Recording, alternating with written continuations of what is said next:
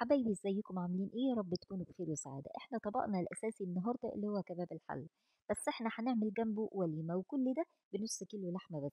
انتي ممكن بنص كيلو لحمة تعملي عمايل وتسوي الهوايل وتعملي سفرة ما حصلتش، الا بقى لو كان عندك عزومة بنبتدي نكتر. لكن عشان الاسعار غالية فاحنا بنبتدي نقتصد في حاجتنا شوية، وبرضه بناكل كل حاجة.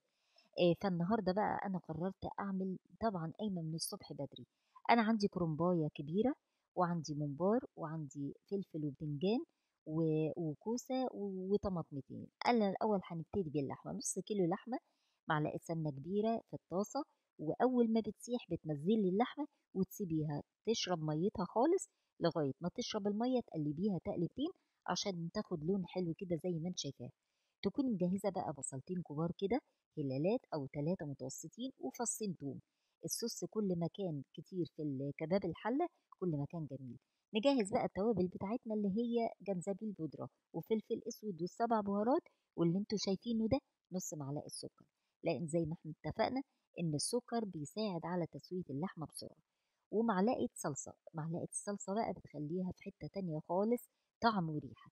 وشوية المية اللي انت هتسويها بيهم وتسيبيها بقى على النار، وتشغلي نفسك في حاجة تانية. معايا كرنباية طبعا قطعتها وسلقتها، وقورت المحشي وعملت الممبار. طبعا كنا سالقين الكرنب قبل كده، هسيب لكم اللينك في صندوق الوصف. واول حاجة طبعا عملتها الصوص بتاع المحشي، اللي هو بصل مبشور وطماطم وعليه صلصة ومعلقة سمنة، وتحطيه على النار بتخلصي بتبتدي تحشي. انا عملت الاول الممبار عشان اسلقه، وولعت على المية وسخنتها وسلقت الممبار فعلا. بعد كده بقى سلق بتحشي الفلفل والباذنجان عشان الحاجات دي المفروض إنها ما تزيدش. وبعدين آخر حاجة الكرنب، عشان لو زاد ممكن أحط منه في الفريزر. والحلل زي ما انت شايفاها كده جهزتها، وحطيت معلقة السمنة وشوية الصلصة اللي احنا متفقين عليهم، ولعت عليهم.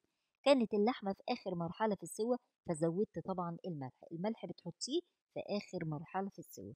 وطبق الكباب الحلة زي ما انت شايفاه كده، مش عايزة أقولك الريحة وكمان الطعم تحفة.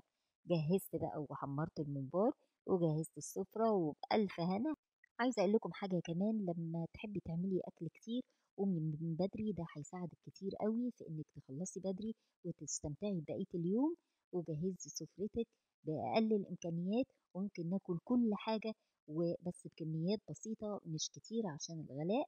وجربوا الوصفة وإن شاء الله هتعجبكم، واكتبوا لي في التعليقات. بس ما ننساش بقى اللايك الجميل بتاعنا، واشوفكم على خير وبألف هنا وعافية.